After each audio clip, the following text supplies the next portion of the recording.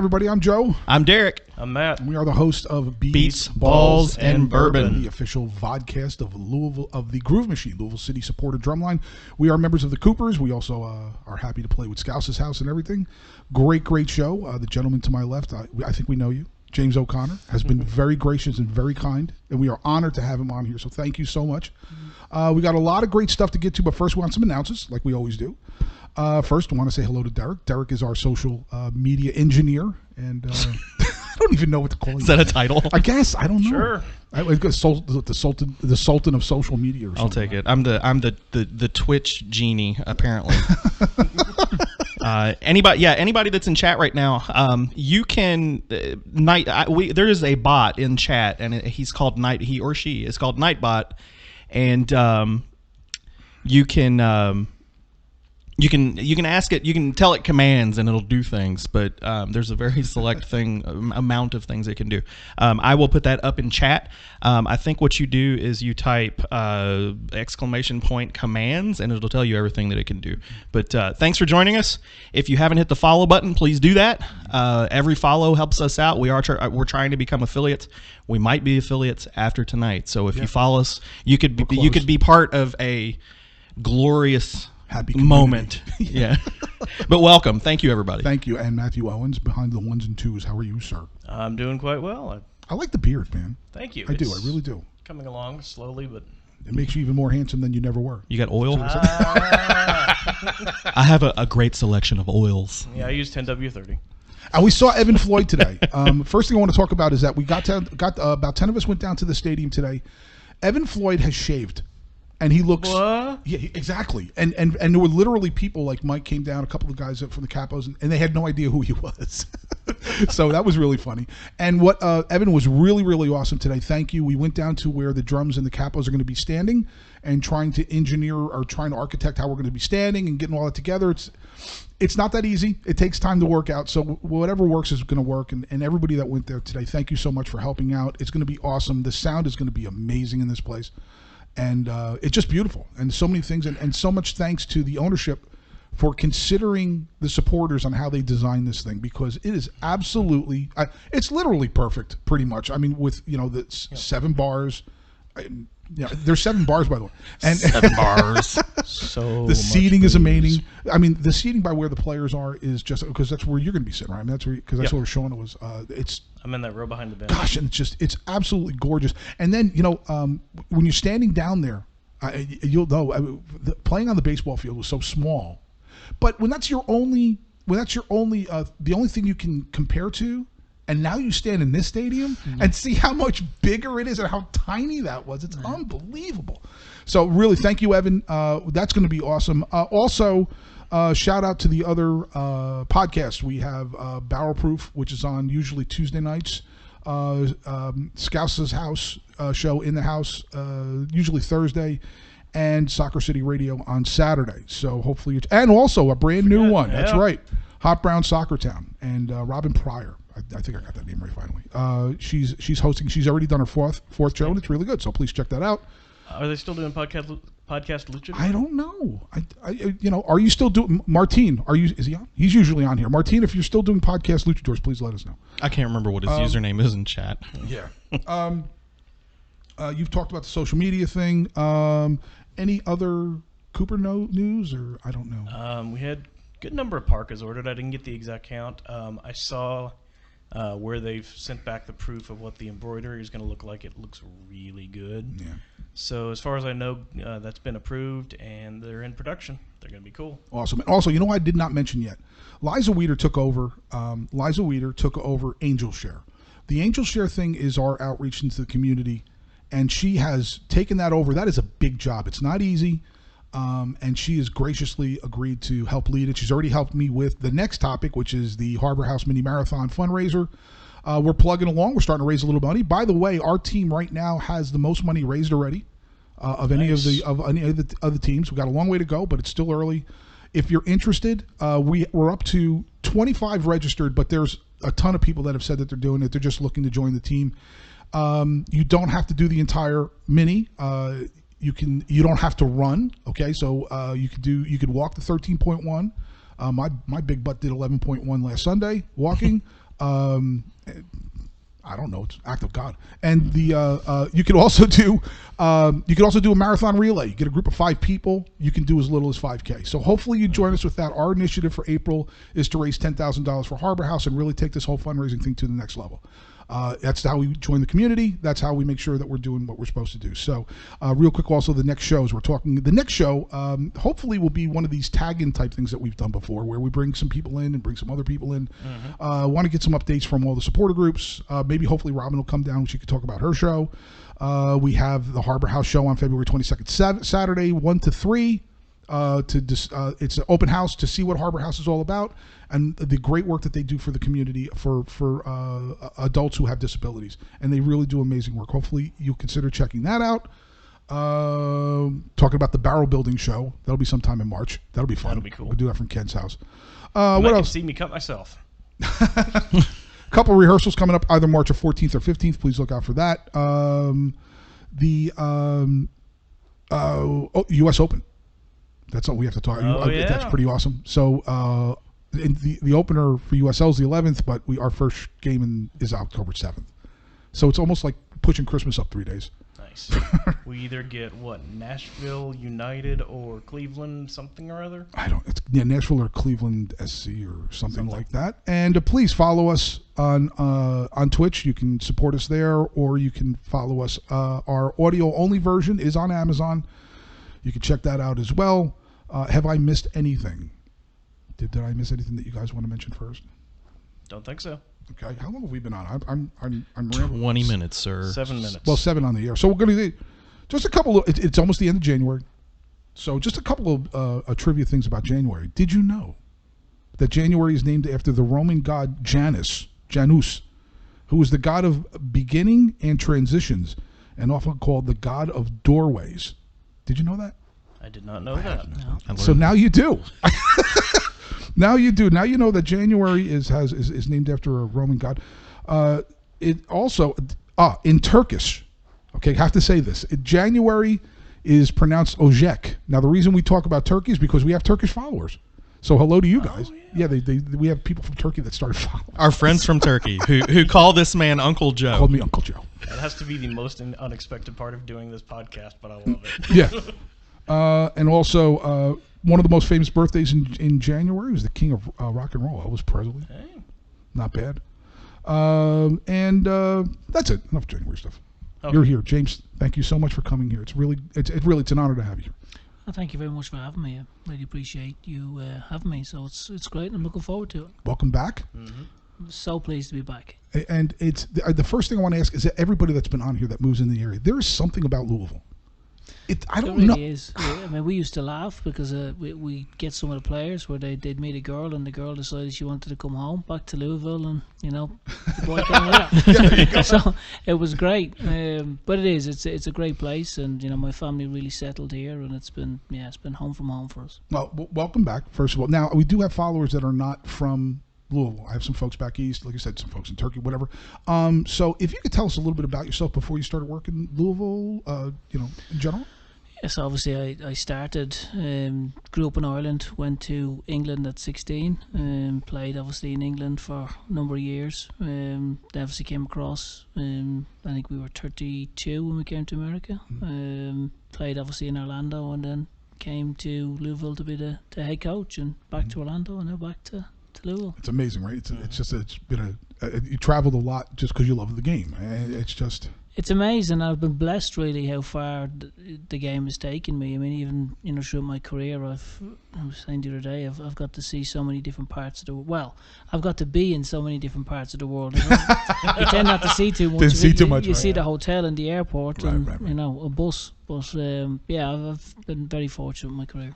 So was there a point, and I remember asking a couple of guys that were players that came here before, is there a period or a point in your life where you either remember that you said, man, I really want to make a go of this as a career, or was there a point that a light flashed and said, man, I can do this? That this is something I think that I have the talent to pursue. Did that ever happen? Yeah, I think it's funny. I remember at 15, I hadn't quite had a trial yet, and a lot of the kids were getting trials, and I always remember stood by the sink, and my grandmother was asking me what I wanted to do. Okay. And I said I wanted to be a pro soccer player. Mm-hmm. And you know, as all grandmothers were, she was very supportive. And Right. sure, the back of her mind, she was thinking, okay, well, what are you going to do for a real job? So, but I was very fortunate. I mean, at 16, I got the opportunity to go on trial. And then I was very determined that leaving home at 16, obviously, I was not going to mess around. And 16's a little later than usual, isn't it? I mean, or It would have been, I mean, I was turned 16, so basically in England at 16 you would go across and start your, I mean, they call it an apprenticeship, and then Okay. you obviously at 18, if you're fortunate, you get a 1 year pro, and then basically then you're trying to battle in the reserves and trying to get into the first team. So I was blessed. I mean, I had some really good people that supported me, and I worked really hard. That was, you know, there was a lot of players that were way better than me, but you know, I was determined. was there a particular coach from back then that you remember that really had an influence on your life at that point? There's a scout who sent me over, Willie Byrne, who I'm still very close to. He gave me the opportunity. Tony Lacey was the first coach that we got when we were there. Very disciplined, very experienced coach. Fortunately, he ended up moving on. And then Lou McCarty was the first team coach, and myself and Clive Clark had gone over at 16, and we were desperate to play, and there was a particular youth game that we weren't involved in, and Lou was laughing, and he was like, look, he says, I'll tell you what, next youth game I'm going to play both of you. Oh, True to his word, the coach put us in, and we played, and you know, we got run around, we weren't ready. right. And he said after, he said, look, he said, you know, you're 16, you know, you're not ready for the 18s. We believe in you, but you got a lot of work to do. But it was something we've always remembered, and you know, he obviously did a tremendous career himself. Lou's obviously very experienced, and I've been blessed. I've had such a really fortunate career, and I've come across some really good football people that I've been able to tap into, and you know, still stay in contact with a number of people. Right. And with part of your role, as I understand it, is going to be with the U23 and with the kids.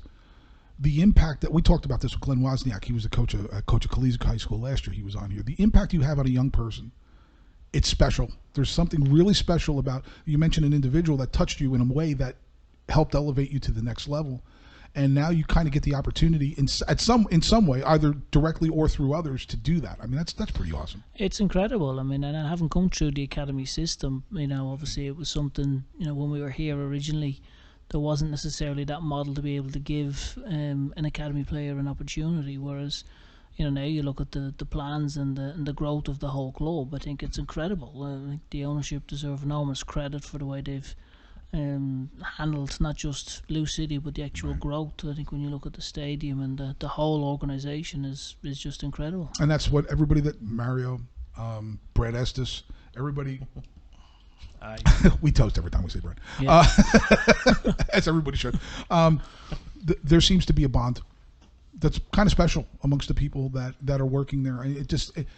And it doesn't seem superficial, like, hey, he's a really good guy, that kind of thing. I mean, it seems like there really is. And that's the great thing. There's no BS. You know, people are straight, and there's a genuine care. I think that's the best thing about the organisation. I think there is a genuine care for all the employees, regardless, and for, you know, whether you're a supporter, whether you're actually working the front office, or whether you're a player or a coach. I think that there is a genuine care that goes from top to bottom right the way through. That's awesome. So I kind of got ahead of myself a little bit because I wanted to ask you about moments as a player when you're playing in England,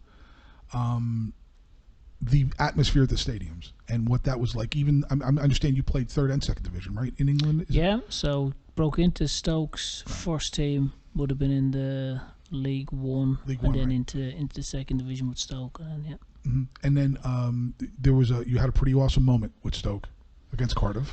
Second, I had. Could you please tell us about that? I had a few. I mean, yeah. I mean, Cardiff is, you know, Cardiff against Stoke is very intense. Even though there's quite a distance between the teams, both sets of supporters are very, very passionate about their team. Okay. So, the first time I played in Cardiff in New Park, I actually scored. I think it was my second or third league game, and then. We were met with very boisterous Cardiff fans after, where there was bricks involved, and I mean, oh my gosh! Okay. Well, that's back it's then. a different, different world. Yeah.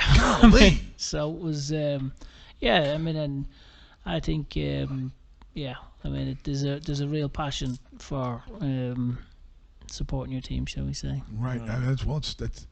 is something I wanted to ask. I'll jump ahead a little bit. And I had asked Niall about that. He was on here. Growing up in Ireland, and even in England, we're starting to see here in this country a little bit of the political thing start to permeate through First Division, even Second. How prevalent was that growing up in the games? If you went to go watch games, wherever you went. I mean, obviously, Ireland, like every other country, I tell them, my mom was Spanish, and she went through the Civil War there. So you have a very, very intense cultural issue to deal with as well when Madrid goes to play Barcelona.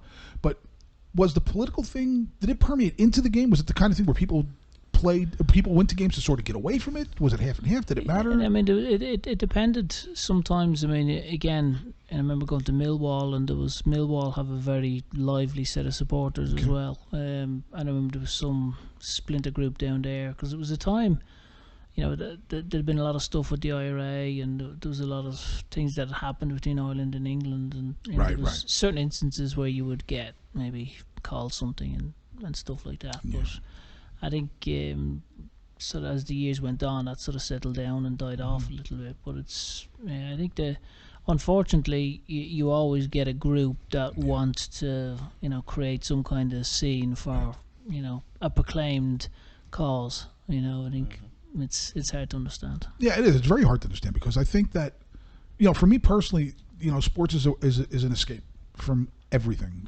I don't play, I don't do any of that stuff.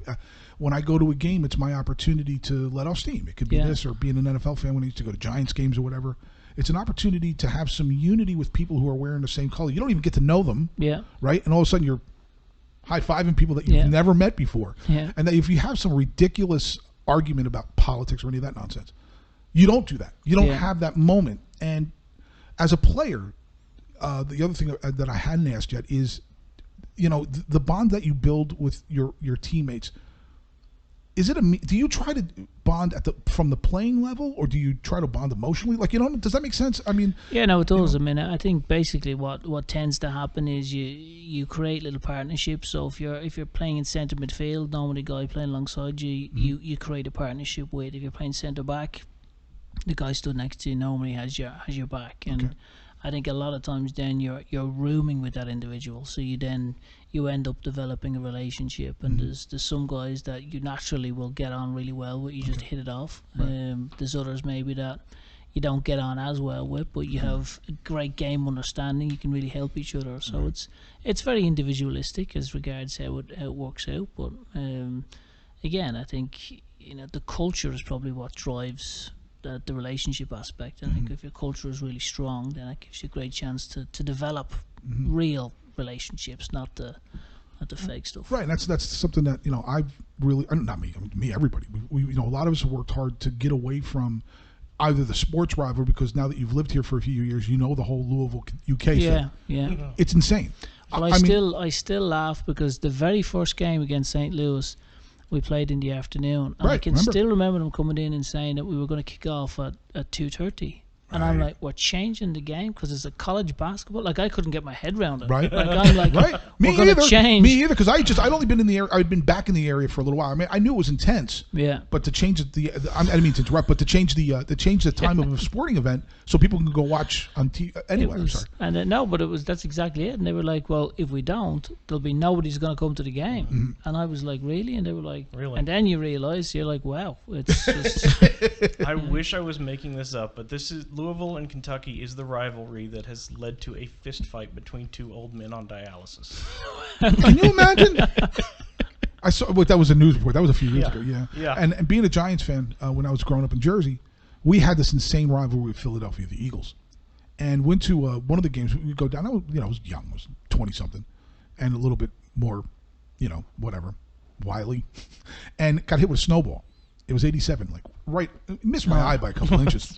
The thing is that I was hanging out with Eagles fans, and somebody just got mad because I never got it. Yeah. And maybe I'm missing something. I mean, I don't get mad at fans of other teams. I just don't. I mean, I could see if you're a player or a coach that, or whatever, you're involved in an event and people are saying things to you, and you're involved in the heightened passion of playing in an athletic event. I get that. Yeah. But if I'm hanging out having a hot dog and I'm drinking a beer, and if you want a beer too, I mean, that's the way I've always looked at it.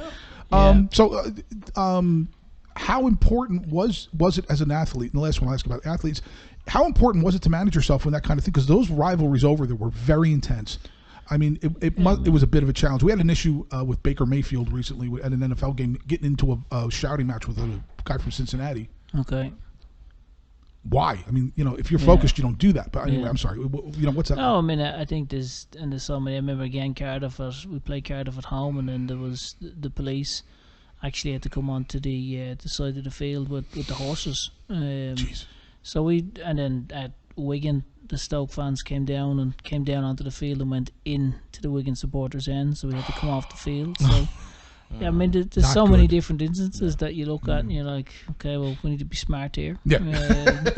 But again, it's all different experiences. I think the ideal scenario is that people come to the game to support their team, right, and the rivalry is in goodwill, and the intentions of everybody are to enjoy the game and to have some friendly banter. Absolutely. Right, exactly. That's the way it needs to be. Right. Where there's not, I think when it goes over the top, it becomes unenjoyable, and majority of people aren't into that. No, they aren't. The vast majority of people, Yeah. even the people that are rowdy and loud, Yeah. most of them aren't really. They'll play into it, but exactly, it's they're there for the fun. They're there to support their team, and so many of my friends have developed great relationships and friendships with people by going to the games.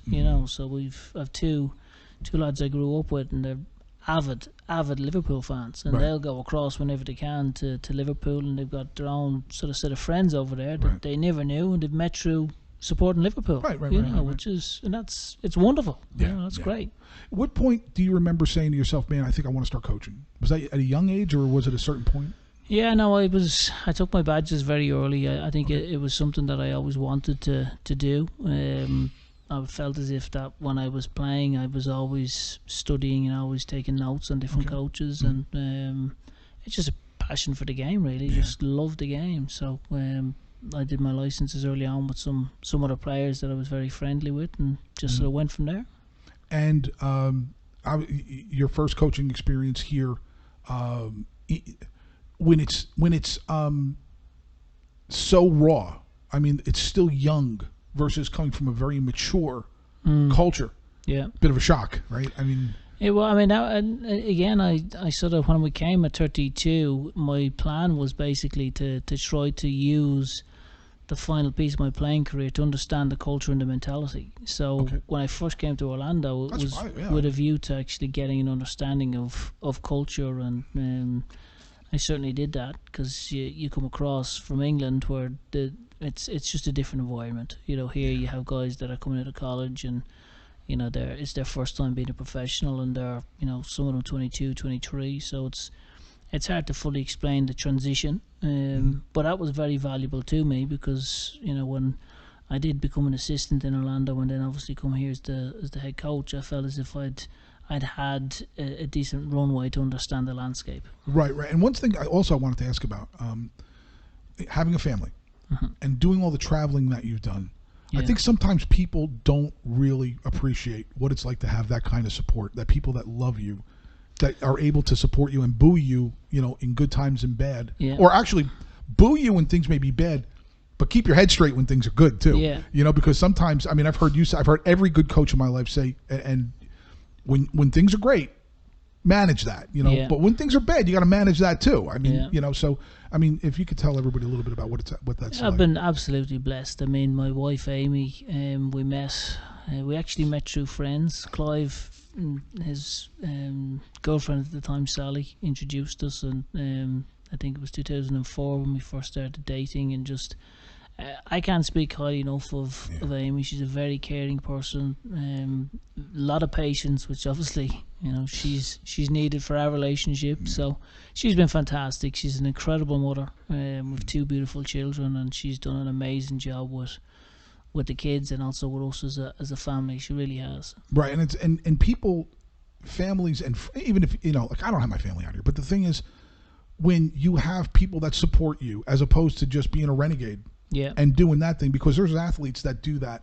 and coaches that do that, it never ends well. No.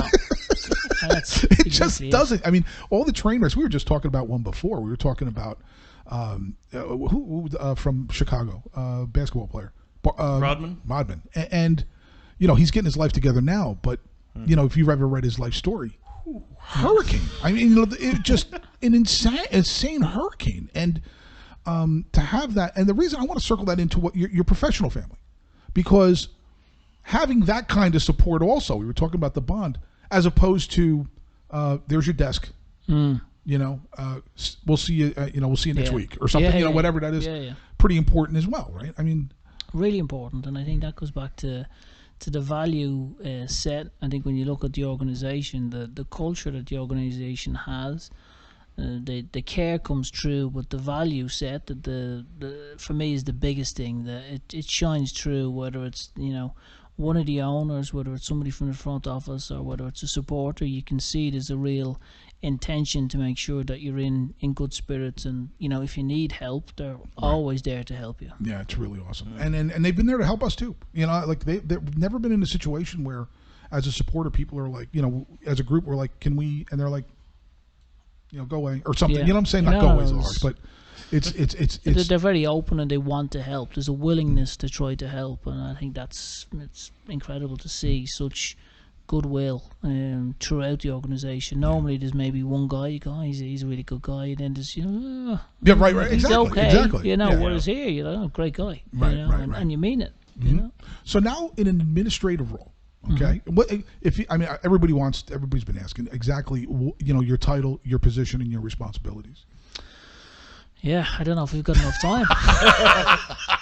We'll break. Don't worry, we're going to break it down. No, so basically, Mario's done an incredible job. So I think when you look at the academy, take the U17. So all the local U clubs deserve enormous credit, because I think with the 17s that have been allowed to come and train every Saturday, Sunday with Mario, they'll go to Florida. They'll participate in the showcase, and it gives, I would say, the U17s here a completely different experience that they will never have had. Right. And I think that's something that as a club we want to grow into that and sort of create more opportunities for the younger players in Louisville.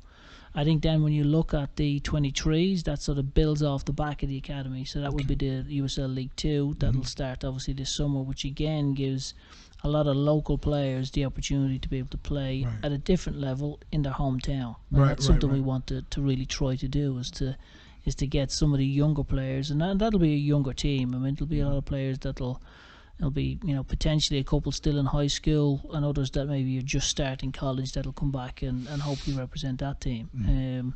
You then obviously have the first team, which everyone is fully aware of, and then we next year launch the NWSL, which is really exciting. Yes. And then we've got some stuff with a training centre as well. So there's a load of things that you're actually getting stuck into.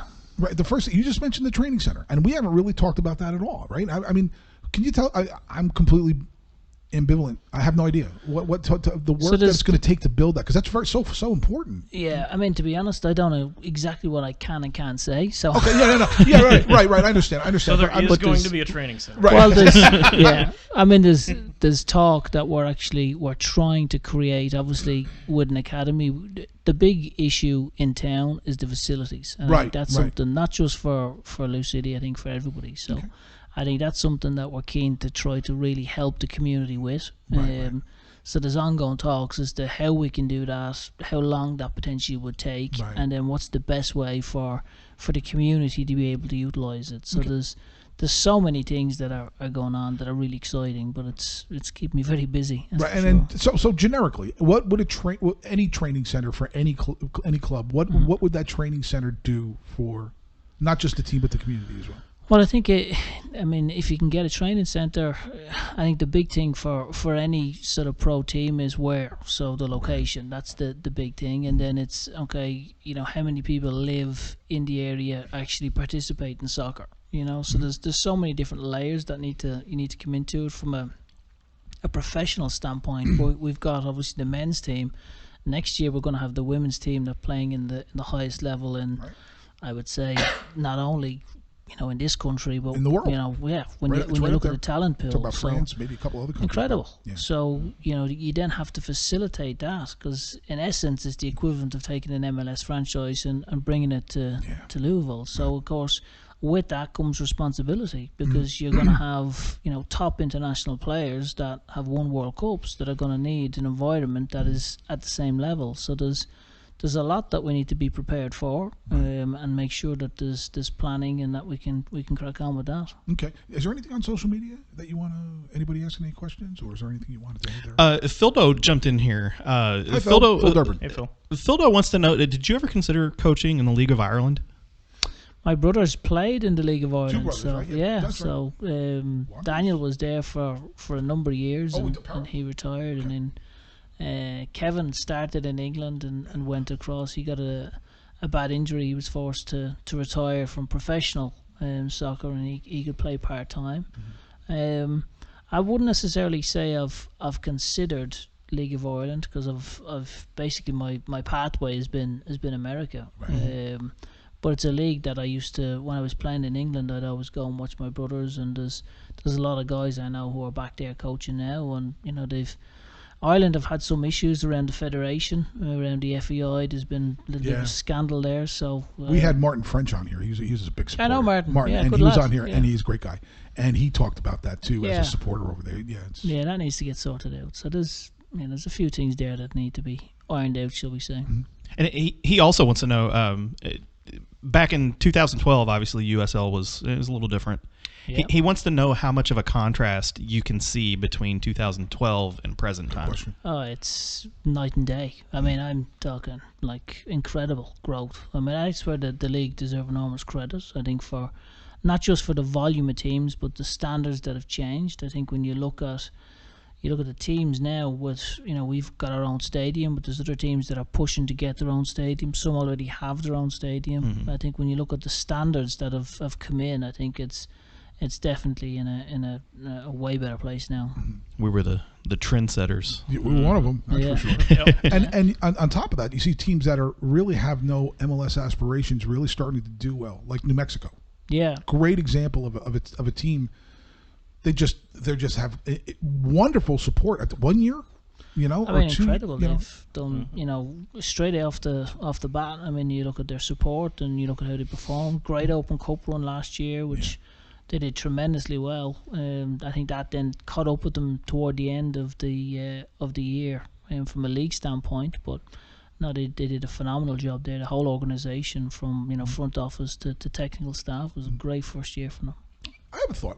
You talked about the coaching here in the States and getting your license overseas. What are the unique challenges here versus there?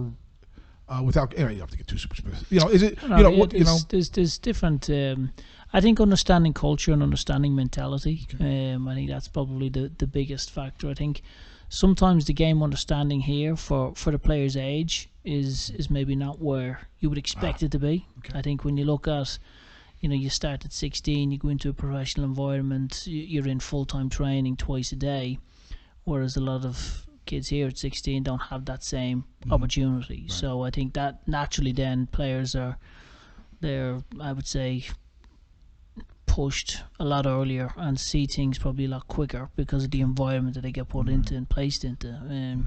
But I think the game here is definitely going in the right direction. I think from a developmental side, you can see they're trying to really push, the NCAA, and there's lots happening here that I think are really going to help the game moving forward as well from that standpoint. And I guess in your position, I don't know, do you have to engage with people in the community a whole lot, or you basically, is it more insulated and you have to work within the framework of the people that are working for the team, or do you? Yeah, no, I'm very open. Myself, there's a real alignment, I think, with what we're trying to do. I think we want to grow the game. So I think for us, it's we want to not only make the organisation better, but we want to make the community better. So we've had lots of different meetings with lots of different organisations, and the first thing we ask is, how can we help you? What can we do for you? Awesome. I think that's something that Brad, Mario, and myself have been very keen to say to people is, okay, well, look, what can we do for you?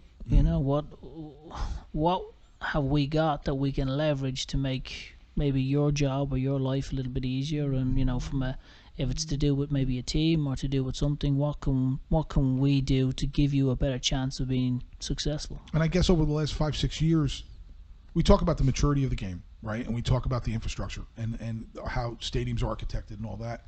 And we talk about youth programs. business partnerships and how much they have to mature, because if you don't get paid, you ain't playing.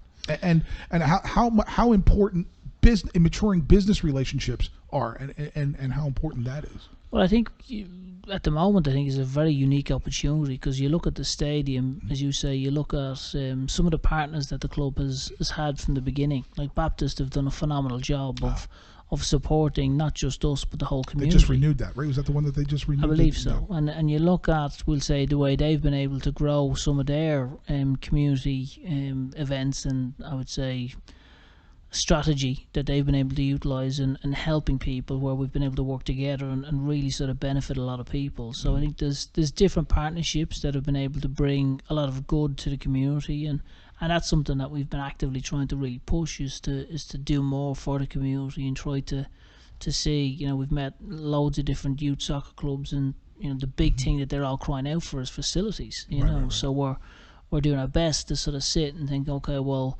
from a Lou City standpoint, from a soccer holding standpoint, and then from a community standpoint, what can we do as an organisation? And there are limitations, because like everything, that there is it's not a bottomless pit of cash that we have, so we have to try to be fair and try to be structured in how we go about things. But I think there's an openness and a transparency to what we're trying to do, which is really important. Yeah, and is there something new? Maybe, I mean, you were active doing on-field coaching. This is more of an administrative role. It's more of a it's not a bureaucracy. It's more of an administrative role. It's more of a blue collar or white collar thing. Well, is there anything that you took from the coaching aspect, or is there something new that you learned recently? You're like, oh, you know, maybe I didn't realize that, or is there? There's lots. I mean, I think, you know, Brad is, I would say, an incredible executive. So I think, you know, being able to learn from him, and I think we've had great conversations with all the staff amongst the front office, where you sit, and the one thing that I've been really impressed with is the work ethic that's in the front office. I mean, people work their tails off, you know, which is easy to see why the club has had the success that it's had. But I think also then there's an alignment, because I think from our standpoint, when you're trying to grow the game and you have so many different platforms that you're trying to make sure are successful and are put in with the right foundations, I think that there has to be that link between the entities from the sporting side and the front office. And I think that's, in essence, another piece that I think myself and Mario and Brad are all trying to make sure that that's a great transition for everyone involved. And we talked about Mario Sanchez. The first time I ever met him was last week. I mean, the guy's awesome. I mean, he's just this, there's something just joyful about the guy. I can't think of a better word. That wasn't your first experience knowing him coming here? I mean, I think he was, you know, you had met him before. Yeah, I mean, I gush about the guy, anybody I talk to now. So you know, and that's not because I'm trying to suck up to him to get him back. I mean, a little bit maybe, but no. He'd honestly, happily come back. I know you feel happier around that. You just do. I mean, can you tell a little bit about that? Yeah, I mean, I was fortunate. I met Mario when he was here with Ken. We developed a really good relationship. I think great, I would say, alignment of not only from a philosophical standpoint, but on a human side. Yeah. So Mario then went on to be the SIUE head coach, but he would come back, and you know, he stayed with me a couple of times and watched their training, and you know, we just very open with Mario. So he's you know, he's someone that I have enormous respect for. I mean, he's done a great job, and he's someone from a human standpoint as well as from a technical standpoint. He's, you know, A+. Right. And then I guess building everything that we have to build, one thing that I was thinking about today was the amount of new people you have to bring in, not just coaches, trainers, you know, administration. I don't know how many people you need. I mean, the application process and getting all that done, for me, it's daunting. It's a very overwhelming thing, and I'm, you know, I'm going to ask you how you're managing that, but I think I already know the answer. Yeah, it's been a lot of long hours. Really, it's incredible. I mean, I think when you look at, you have the NWSL side, so you've got not just from a technical standpoint, but when you look at what's going to be required to grow that entity, it's a completely different sort of, it's a brand new business, you know. And then you're taking on the the highest level player on the women's side. Like it'll be world class talent that's going to come to the stadium. And we're going to focus the next segment. We're going to focus a ton on the NWSL. Yeah, but but that's only one side of it. Then you still have the academy piece, and you still have the USL League 2 piece that are coming in, and then it's like, well, are the games going to be at the stadium? Where are the games going to be played? And what can we do? What can't we do? What are people comfortable with? So there's so much that has been going on. It's been great. It's been exciting, and it's been. It sounds new. Yeah. You know what I'm saying? And that there's a newness to it. There's something awesome about you do the same thing over and over. Not that people don't love coaching or playing or whatever, but when you add a new element and it's still within the thing that you love to do, it's fresh, right? I mean, that's exactly it. It's like I'm so passionate about the game, and I think it's great to be able to get stuck in and to be able to look at some of the challenges that we face, and to be able to we need to figure our way out through this. And I think the opportunity to continue to grow the culture and create the same on the NWSL side is something that we're all really striving for. Awesome. And the last question I had about all this, and then maybe if there's anything else, then we'll take a little. We'll get a couple things. Okay. The challenge, we talked about this a lot last week. The United States has this unique system. As we try to develop soccer, we're trying to develop an academy system. But we have the Scholastic and University deal too. It's never going away. It never should go away. No. I mean, there's the school pride, and I remember being in high school, and and the joy of being part of that as well. But yet still, there's a path that a person can take to play professionally through the Scholastic system. The first part of that is that prevalent in England? My understanding is that you have to be younger, or Yeah, I mean, in England we had Thursday was our day where you'd in essence go to school, right? And we do a GNVQ in leisure and tourism. But then, we had the A team, then we had the reserve team, and you had the U team. So it was a lot to try to even keep up with that. I think the opportunity now, what a lot of teams are doing is they're creating full-time training, but also then providing the degree, the education, whether it's online or a local community college, which I think is really important. I think they have to be given the opportunity to do both. It shouldn't be a case of, you just come and you play soccer. It has to be where you get hand in hand, and then, we've had multiple conversations. Even here when I was coaching, there was a young player, I won't mention his name, but he wanted to sign for us, and had I a different set of moral code, I could have signed him, but I didn't think it was right. And I said, listen, you need to go to college. I said, we're not going to sign you. We are never going to sign you until you go to college. You know? So because we could see that for him and his development, he needed it. He will need that degree. So I think it's it's treating people like you would your own family. So like I said to him, if you were my son, you'd be going to college. So it's how it is. So and then there's this level, this sort of horizontal level that you have to unite, that you don't have to really worry about overseas. It produces a special challenge for anybody that's trying to unite that. And I think some of the folks that are a little more purist and are looking for a real sort of the old school thing that you have around the world, it's not happening. It's understanding the culture. I think that's the big thing. I think culturally the country is so different. You have the draft system in basketball and American football. And this is again going back to when I first came here playing. I mean, it's so different, and I don't believe that it should change in so much as that anything should be put ahead of anything else. There should just be, okay, well, what is that individual trying to do, and what's the best way of making it happen? Right. Did you have anything? I'm sorry, I didn't mean to. Is there anything? Just on the lighter side, so you're not out in the field doing training every day, coaching. You're doing more inside stuff. Mm-hmm. Are you going to miss the hat? I mean, or are you going to wear it? I need to change the hat. I need to wear a woolly hat at the moment because it's starting to get cold. Honestly, I have been flying around. I mean, I feel as if I haven't had time to think because we are so busy. I mean, we're in meetings and then we're shooting off to meet people, whether it's out, in the community or a football club. So, I mean, I don't know yet. We'll see in the summer. I might wear it out of habit. Do you remember that bit that they used to do on on ESPN, where it was like ESPN in the office, and they would go around to the different cues. Yes. And there's like mascots. We need to get with Brad Estes and have him do something like that. We need some skits in the office. Well, he did the one thing where he's going around giving people yellow cards. Yes. Oh, yeah. And anybody else? Anything you wanted to share on the? Any plans? Adam Welp. Hi, Adam. One of our biggest fans. He says, what's the kind of general plan for outreach over to Indiana?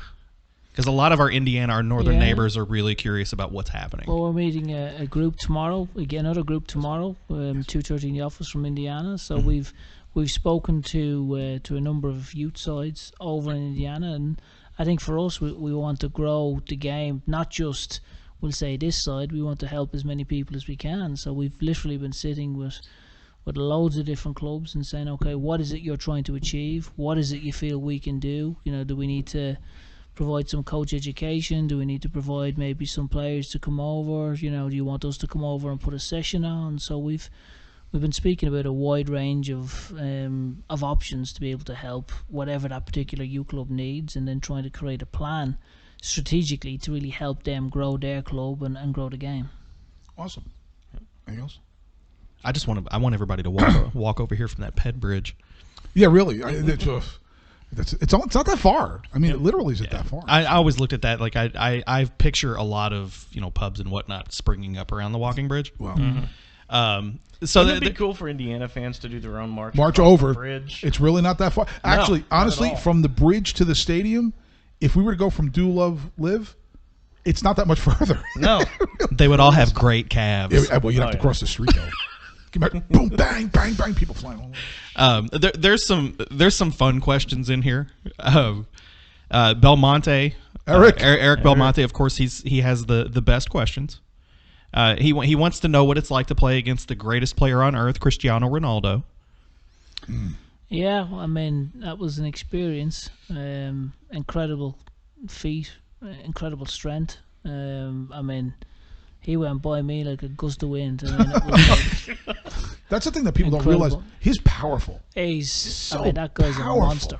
I mean, even when we played, I mean, I knew a couple of the players, and I'd speak to him, and he was doing stuff in training, and they were like just off the charts. I mean, you look at him now. I mean, he looks 21. You look at his physique, and you look at his power. I mean, the goal, that header he scored there, it was a couple of months ago, where he's up and it was like he's playing basketball. Right, exactly what you're talking about. Right. You're like, wow, I mean, at his age to be doing that, I mean, it's just he's one of those players that just takes your breath. He's one of those few people that just you just.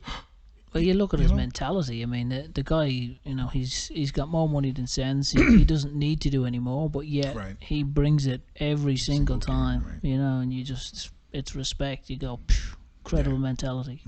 Because Eric, he made sure to put a fun fact in here about Ronaldo. Apparently, he has more Instagram followers than all 20 EPL teams combined. I wonder why. Yeah. That is amazing. He's a brand to himself. Yep. Incredible. But are you still doing the wise thing and staying off social media? Yeah. I mean, I'm when it comes to that. I mean, Amy laughs because she'll tell me about messages and stuff like that. I'm a little bit old school with that.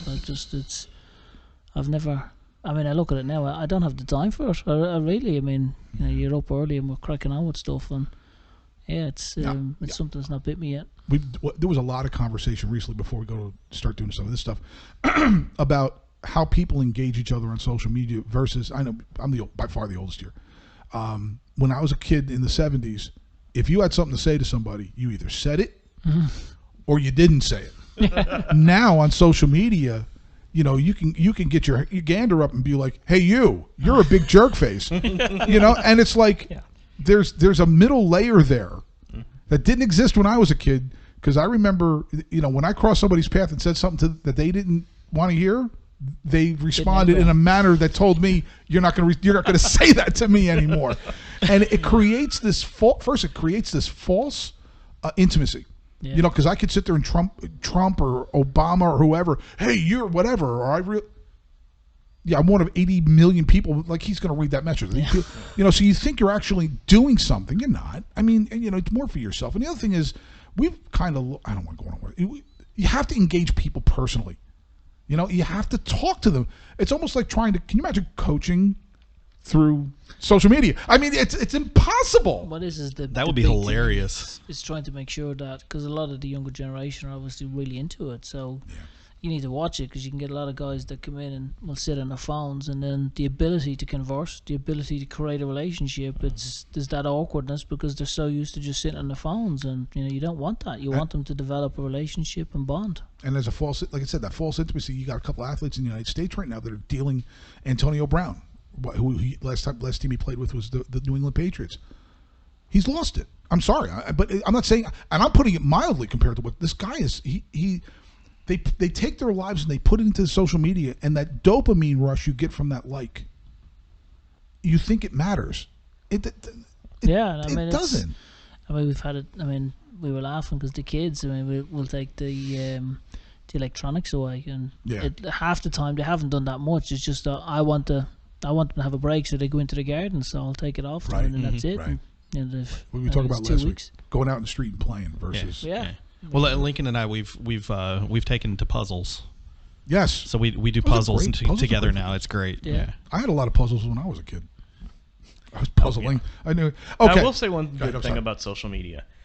I mean, I would not have gotten to know and gotten to just joke around with all the fans of the different clubs. That's true. There's a positive side. Nation is a Phoenix account. I never would have spoken to these people. Right. Probably. There's a positive side. But I mean, goofing around online all the time. Anyway, ladies and gentlemen, James O'Connor's been here. We're going to take a short little break, and we're going to have a little fun, and we'll get back to some. And I really want to talk about NWSL because a lot of people. No problem. But anyway, I want to play a little game. This is going to be like a bit about socks or something. No, it's not. We're going to play a little game called. We're going to play a little game called Pick'em. Oh. Okay. So I'm going to give you a choice between two things, and I'm going to tell you which one you think should be whatever. For example, which is more exciting, extra time and soccer penalty shootout in a league title game, or the last period in overtime in a Game 7 of an NBA game? Which do you think is more exciting? I know it's a little hard if you're not into basketball or hockey, hockey especially. Overtime and shootout in a league title game in soccer, or Game 7 of a championship plus shootout in the NHL. Which is more exciting? I don't think you get that tension anywhere like you do going to penalties. So I think that's the one for me. Have you ever played in a league match that you had to do something like that at any level, anything? Or I've got the penalties. Yeah, I mean, I've taken a penalty. Yeah, I mean, it's. God, I still remember Red Bulls. Yes, I was there. Scored. A bunch of us went there. The year before when he knocked us out in penalties. Those two games were amazing. Amazing games. Yeah. Now, but I got to say this about hockey. A Game 7, the final period, even if I'm a hockey fan, but I'm not a super extremist anymore. My hair stands up the whole time because everybody's screaming. And it's this enclosed. You got the roof. That's the big difference, because the sound is right. It's palpable. You just feel it. And then if you go into overtime, it's just, I don't know. Anyway, I'll take this. I'll take the penalties. I guess hockey would depend on what teams we're playing. Okay. For me. Okay. Mm-hmm. So anybody that's watching, you can comment about this. All right, here you go. Hockey seems fun to me, but I only found out about a year ago that the Nordiques are no longer a team. So. No, they're not. It's basically soccer on crack. It's the speed and the power that these guys have. It's unbelievable. The Whalers are a soccer team now. So there you go. They are. Which would you think would be scarier? Okay. What do you think would be scarier, being a thoroughbred jockey or a cliff diver? A cliff diver. Do you think? Yeah, my vertigo would kick in. Are you jumping on anything that has a mind of its own? No. That's what I'm saying. There's, because a horse. I mean, these jockeys. Are scary athletes. They're amazing athletes, first of all. Try and hit that position for 2 minutes and just stay there. Fair. And then get on an animal that wants to say, you know what? I'm done with you. Get off. If the horse decides you're going to go, I think you're just going to go. But the only cliff diver I can think of is actually Superfly Jimmy Snuka, and that man was crazy. I hear you. Superfly. Never mind when I was like 10 at hotels. I would always get up on the counter and do the Superfly splash onto the bed. James, you may be able to relate to this one. Which is more dramatic? A referee the moment a soccer official gives a coach a red card, or a basketball ref when he gives a coach a second technical foul, throws him out of the game? I'm stumped. I think basketball would be more because of the most. See, I'm with the basketball thing too. There's the card. I mean, the card. There's a drama to the color of the card. Boom. But them refs, when they tee up a coach the second time, they're like, boom, boom, boom, and everybody just explodes. There's something about it. What do you think? I'm gonna choose option C when there's a player on the sideline doing this like he's never seen the ball before. Oh my gosh. Oh man. Okay, what do you think is more embarrassing, an own goal in soccer or missing a dunk in basketball? The own goal, man. Okay. It's so missing a dunk is easy. Okay. But man, have you ever watched one of those? What the ball's just kind of trickling back to the goal, and then the keep steps back, and he's ready. I mean, he's ready, and he takes that swing, and his foot just goes over it, and then he turns around to compensate, and he can't keep up with it. It's oh man. I'm not going to ask you the question, so don't worry about it. I'm not going to ask that question. But here's where I would push back on that a little bit. Sometimes with these own goals, somebody rifles a ball at you. You have no control. It just ricochets off you. In a dunk, I'm running at the hoop. The hoop's not moving. I've got a hand this big, and I'm holding a ball, and I reach up do something I've done 5,000 times, and I miss. And the crowd totally expects you to nail that dunk because there's this moment where you go, here comes the big dunk. Oh, there's a compilation on YouTube of LeBron yes. of LeBron missing You're gonna dunks. hear It's great. about that, but it's way less consequential for the team. Yeah. So I don't know. What do you think's more boring, a golfer walking in between holes in a contest, or a ref or a coach of a baseball team walking out to throw out a pitcher? Definitely golf. Yeah, there's something about golf when they walk. I mean, I love golf. Don't get me wrong, but I mean, it's a little hard to watch on TV without good commentary. And then they're walking, and you're like, and they fill the walking with other golfers. And in baseball, there's a chance it's Tony La Russa, so you know. Oh man, do you play golf? Did you? I used to play a lot of golf, and then I mean, Amy goes mad when I say it, but obviously you end up with the kids, and then your golf just completely stops. You know, that's what's happened to me anyway. Let's see. Let's get one more. What do you got there? I said that. Most embarrassing. Oh, here we go. One more. See, I need my glasses. The most tedious thing you ever see: a planned touchdown celebration in an NFL game, or a planned celebration after a goal in soccer. Which is more tedious? More tedious? NFL. Yeah, it's just hard to watch. I got to go with the NFL thing too. I mean, you get things like tucked in, locked in. That was a planned celebration, but it was a good one. Well, but there have been some. Now, to be fair, there have been some planned soccer celebrations. I'm looking. I was like, please don't stop, and they're in the middle of it. I like the rowboat. Yeah, the rowboat's I like when the guys funny. get down and did the rowboat. That was great. And the NFL thing, they used to not let them do that. They used to stop the celebrations. You get a penalty. Oh, wow. Yeah, and there was a time it was called the No Fun League. Yeah. And now they let them do it, but now it's gotten ridiculous. I mean, they come because everybody wants to come up with their own little thing.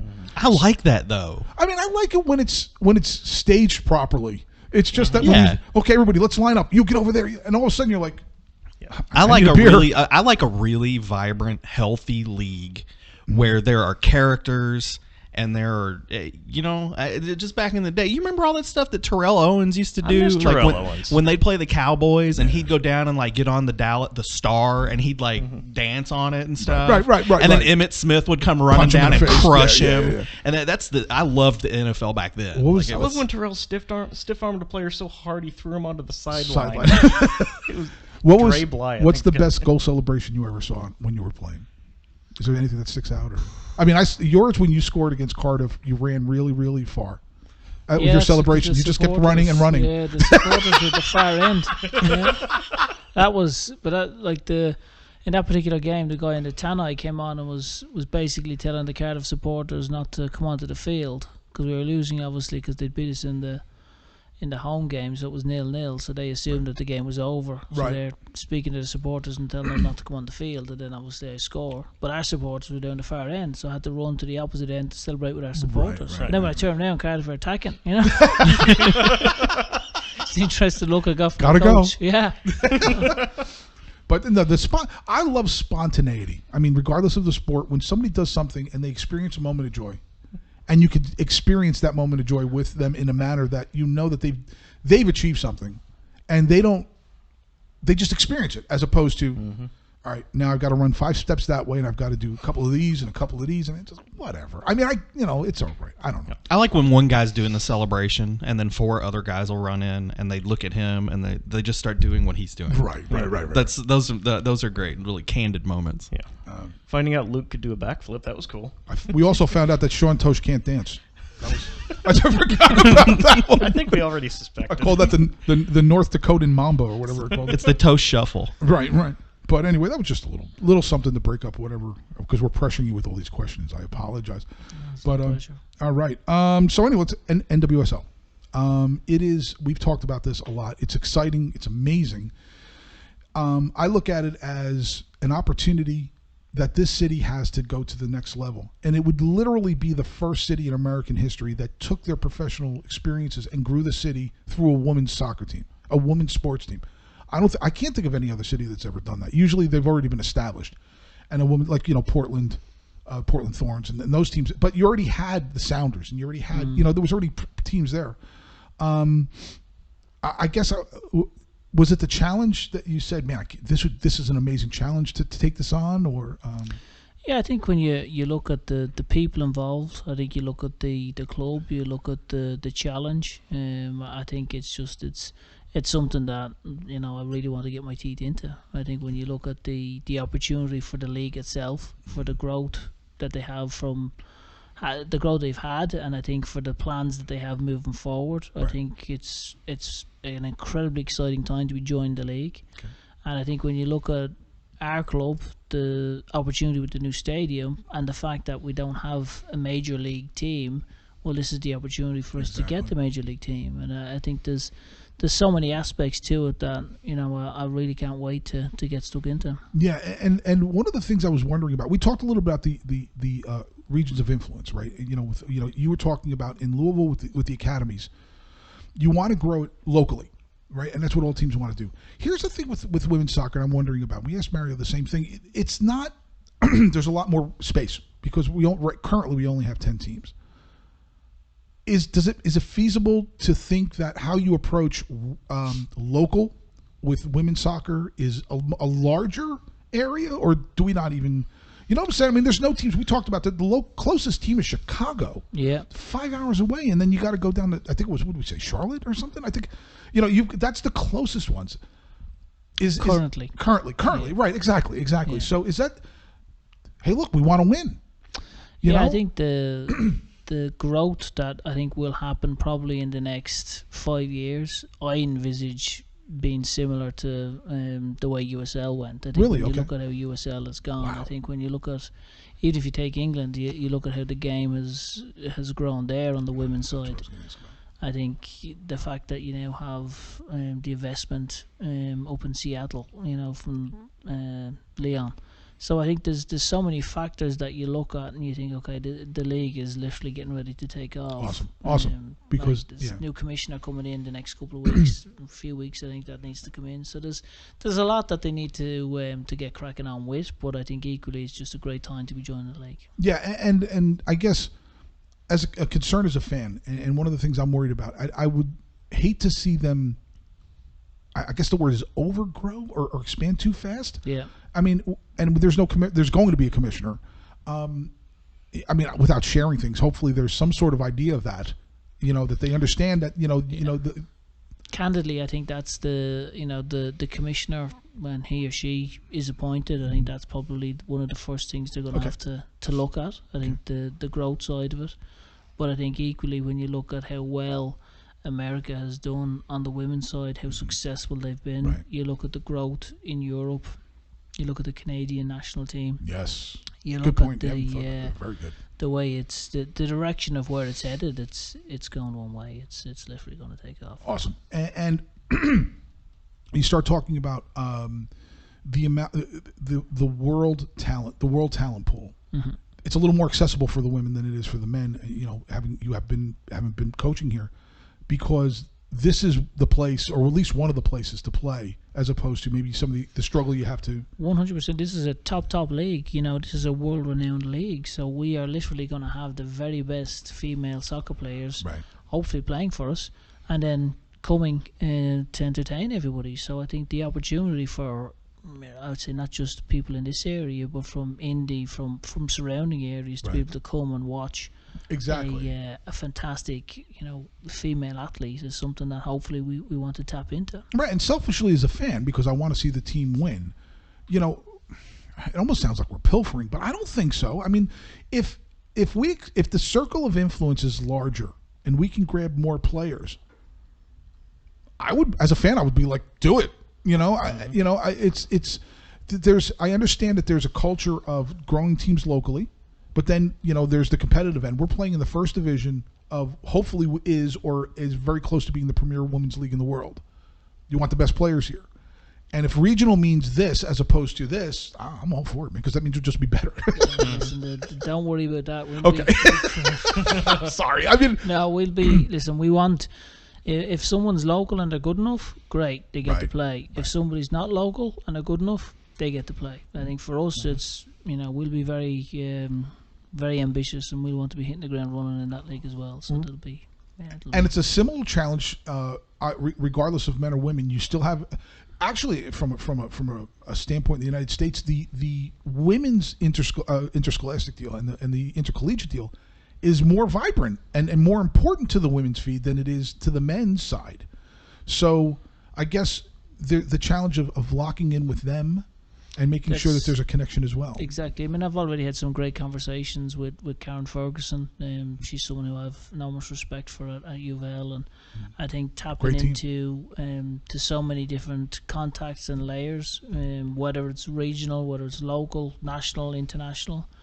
There's been a lot of phone calls already. There's a load that I've been I would say not only researching but trying to make sure that we get the very best talent that's available. But then equally for us as an organisation, we want great character, and I think that's the big driver for us. Is there'll be talented players, but to play for our organisation, you have to have great character, and that's something we really want to drive home. And I think that one of the things that we really haven't touched on a whole lot is there's a winning culture that's been cultivated by yourself and other people here, and the fans kind of expect it now. And if you're a player that wants to come here, it's not a gig.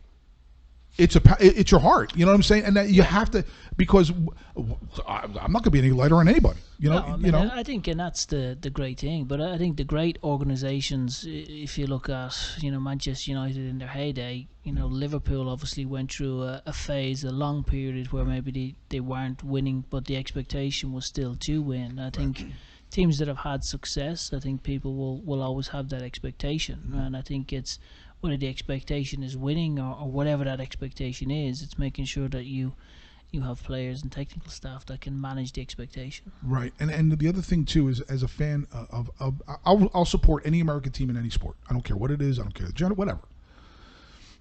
The Title IX advantage that we had is gone, okay? Because we had that for a while, and you feel a little funny talking about that sometimes because almost by saying that, some people are like, "What are you attacking them? What, you don't like them?" No, I'm just being honest about it.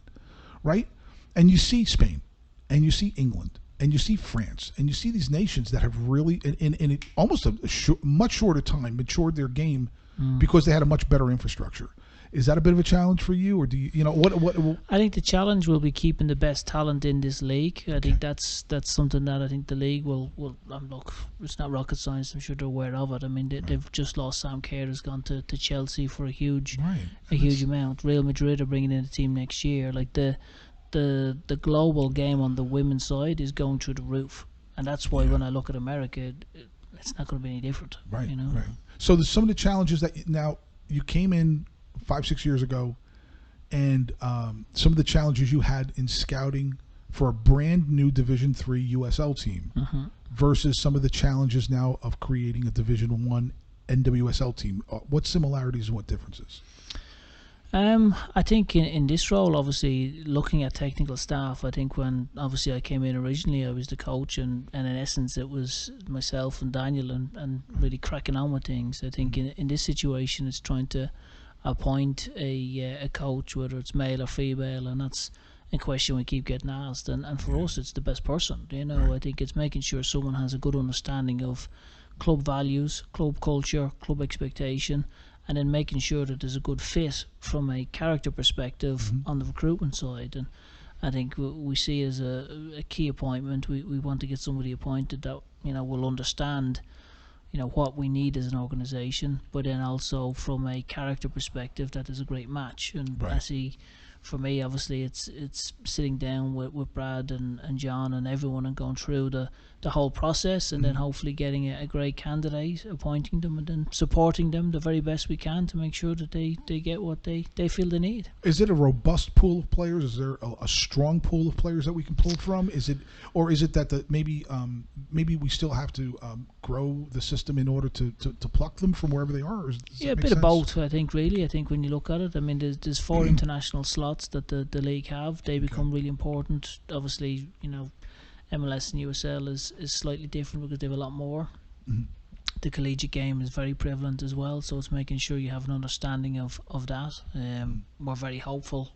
Candidly, I think with the number 1 draft pick, we hope that will be the case. I mean, I think that all has to come true. But I mean, I think there's lots of opportunities. So it's also then giving the technical staff some time to be able to plan and plot. And we got, when we first came here, we were announced June 4th, and then I started pretty much straight away. We moved here in July, and that was 2014, and then started in 2015. So it's just understanding that it needs to be a process, and everyone needs to adhere to the process. And then the criteria of good people is really important to us as an organisation. And a question I've heard, I'm sorry, I'll let you guys go. A question I've heard from people is the staff on the field. Will they interact regardless of academy or the pro teams? Will they interact on both sides, or will it be sort of specialized? I don't know anything about it, so I don't. You know what I'm saying? Does that make sense? Like if I'm a teacher, I'm teaching the men's side. Will I also rotate over to the women's side as well from the academy, or does it matter? I mean, I think at the pro level, I think there'll be 2 technical teams. There'll be Hack and his crew, and then on the women's side there'll be whoever it is and their crew. I think that if the culture's right, there should be an overlapping of ideas and philosophical, I would say, conversations. In the academy, I think we envisage something very similar. I think we want everyone to be a member of the family, and whoever's got a good idea, share the idea, and ultimately whoever's in charge will decide whether to use it or not. Right. Is there anything? I have a question that I can roll into that's been asked. So do you foresee any kind of an academy catered to the women's side, like we have the U23s for Louisville City? I think at the moment, I think we're going through everything. So there's we could definitely see that. I think that's I would say one of the goals. I mean, as we go through this process with the academy, we certainly want to make sure that there's a pyramid system on either side. Right. And have you gotten a chance to kind of see what's going on around the U.S. as far as women's academy so far? And is there anybody that stands out as doing it really well? I mean, there's some organisations that we've been tapping into. I think we've been trying to look, I would say, not necessarily at academy structure, more process. Whether it's academy recruitment, whether it's collegiate recruitment, I think for us the big thing is good people, and I think that's the biggest factor. I think what we want to do is to make sure that the technical staff on the NWSL team are given a good runway to be able to attack what they need to attack, and support as best we possibly can, whether that's facility wise, whether it's whatever they need, and that's what we're here for. Is there anything else? Go ahead. I have one more from Mr. Brian Blinn. Hi, Brian. He says his understanding is that U.S. Soccer allocates U.S. women's national team players to NWSL teams. How is that decided, and how much say does the club have in who they may get? It's a great question. I think, again, once the commissioner gets appointed, I think all that will be clarified. I think there's so many different ways that people look at it, and we've heard a couple of different things. So I think for us, it's just going to be a case of once the commissioner gets appointed, I'm sure then there'll be a list as regards expansion and how that's going to exactly go. So I think we'll be led by the commissioner as to how that process will unfold. But equally for us, it's just an incredibly exciting time to be involved in all that. I think that's something that we really look at and think, with the stadium, with the success of the USL team and the opportunity of the NWSL. It's a fantastic time to be involved with the club, and I feel blessed to be here again. Now, I would suspect that because of our stadium, and we've all kind of discussed that this is going to be a destination now for players, and I'm assuming that a lot of the women are going to want to come here too, because this is now a destination with the new stadium and everything else. So uncultivated too. I mean, it's literally raw. Yeah, and it's incredible opportunity. I mean, I think when you look at the opportunity for a top female athlete to be able to look at, the opportunity to play in that stadium, and who wouldn't want to play in that stadium? It's incredible, and I think it's a very exciting time for all of us. Rose Lavelle needs to play in that stadium. Oh, you're right. So there's been a lot of conversation following sports and regardless of the sport. There's a real heavy emphasis on analytics now, as opposed to, I guess, instinct. I mean, I'm following the NFL, and I'm a huge NFL fan too. You have some older school coaches that have been around for a while, have been rehired. They're not analytics people. Is that something that's been intertwined with this now? Is that something that, I mean, wherever you've coached, I mean, that's part of, there's a new genesis of how people are evaluated, approached. Is that something, or? No, you're spot on. I think that's something, even when I was here coaching, that there's a guy here called Austin Buchanan, who is a great guy, and we tapped into him a number of times around analytics and data and coming through different, I would say, analytical approaches. So I think whether it's, on an individualistic game, whether it's recruitment, I think data has its place, but I think also as does character, as does physical ability. So for me, when there's recruitment, there's so many different layers to it. It's not just one, but it definitely has a huge bearing on recruitment. And it's not a new argument. I mean, this is not new. I'm old enough to remember when those Commodores came out, and people talked about computers taking over the games. And the conversation's been being had for 35 years now. And I don't think of it as a fan. And somebody who used to teach, if I look a kid in the eye, I don't care about your analytics, because I can tell when I look you in the eye whether you're going to care or not. And there's, I mean, instinct. And I guess hopefully these new, I want to go back to this coaching thing, because it's not discussed enough. We're only going to get as good. We can have all the talent in the world. If we don't develop good coaches and officials, that's going to hinder the growth of the players. And I'm wondering if the analytics thing and making sure that the dots and spots and everybody's covered in the X's and O's, and talked about this, Mario, too, are we creating mathematicians that happen to run around playing soccer as opposed to the creative aspect? I don't think you can teach creativity. I don't. I just don't know how you teach somebody how to go be creative. Yeah. And this is, I think that's exactly it. I think you don't want the game to be made predictable. Right. You need to have an understanding of, what you want from that individual, and then you need to have a way to quantify it. And I think how to quantify it, data plays a piece in that, and as does, behavioural profiling, as does what you actually visibly see yourself, and then from a character perspective, there's so many different layers that, I think when you look at recruitment, it's not just, okay, is he a winger, is he really quick, there's so many, it's okay, well, what's his productivity, you need to literally go from A all the way down. So there's so many different layers to it. Right, and the challenge of balancing. I mean, there's no analytic that's like, well, that person's got a 37.6 chance of giggling if I tell them something. It doesn't exist. Yeah. And how their personality and the brightness of somebody, or the somberness of somebody. There are players that are very sort of introverted, somber, but they're still amazing. Yeah.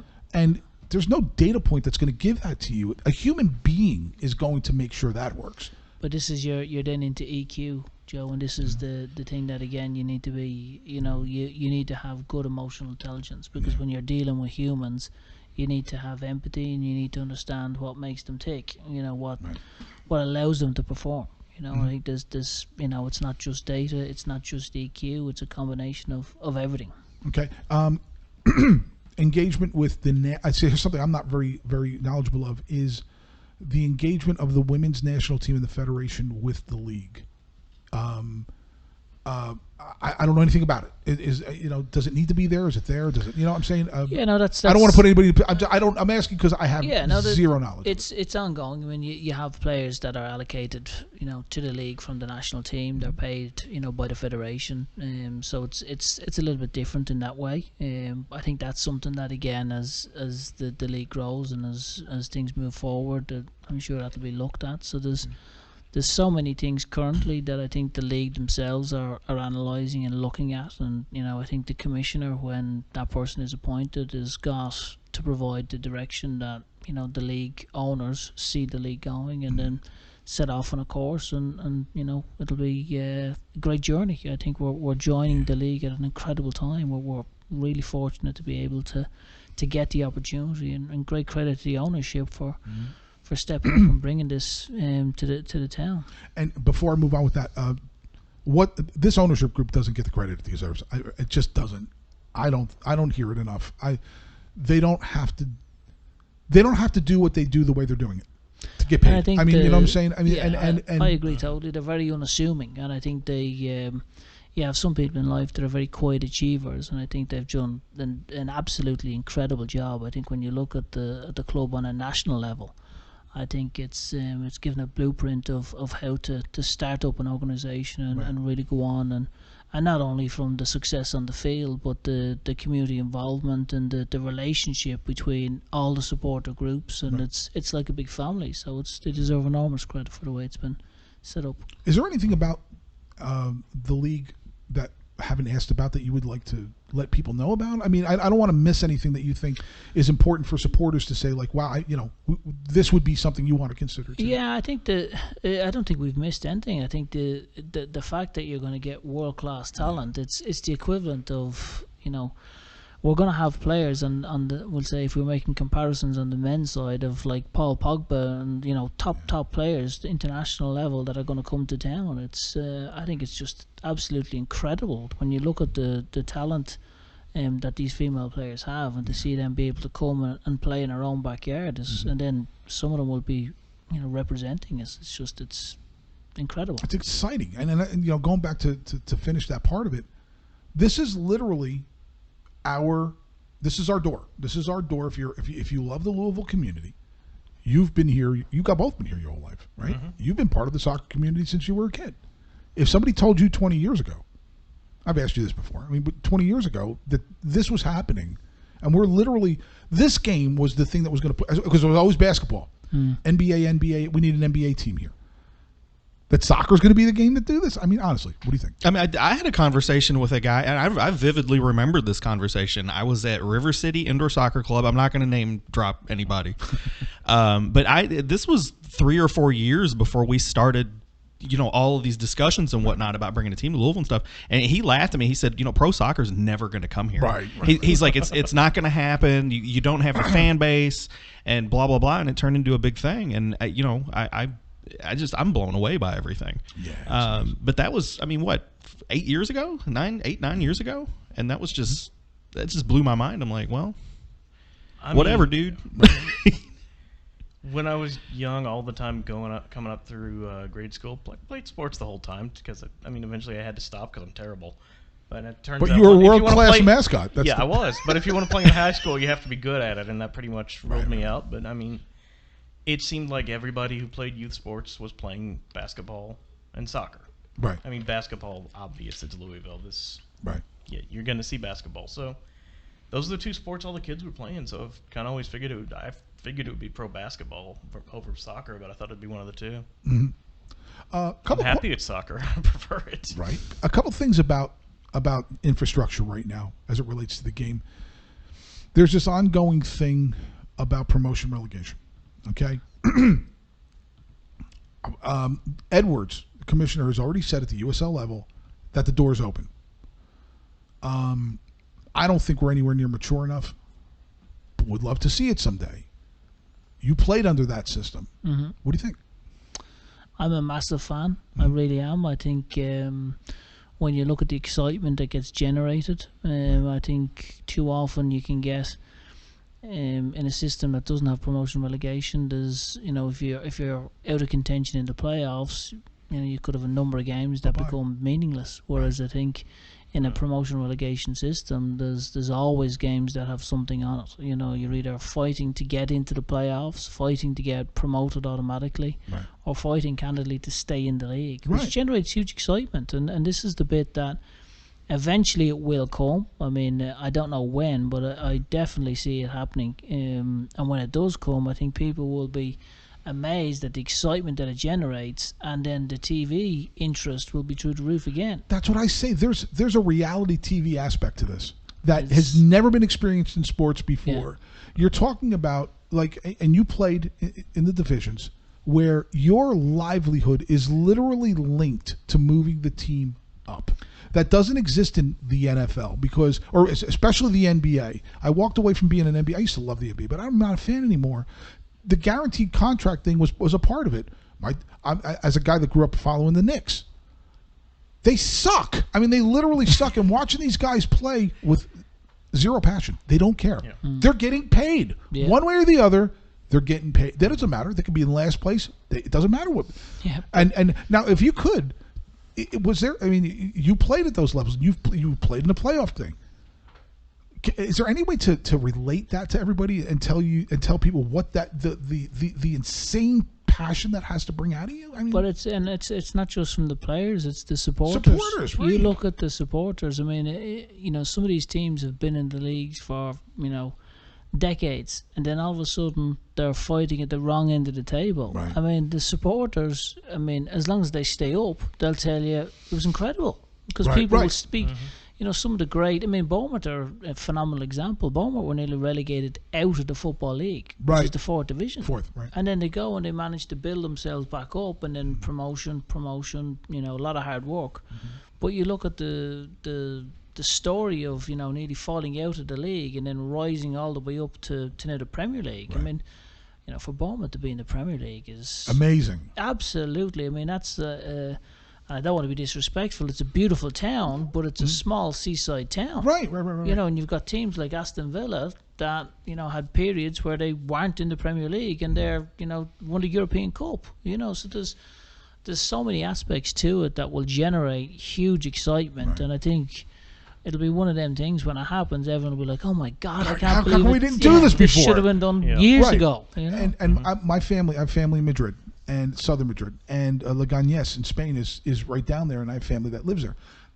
And my older my older cousin isn't even a fan. He was a Real Madrid because Leganés, when he was younger, was nobody.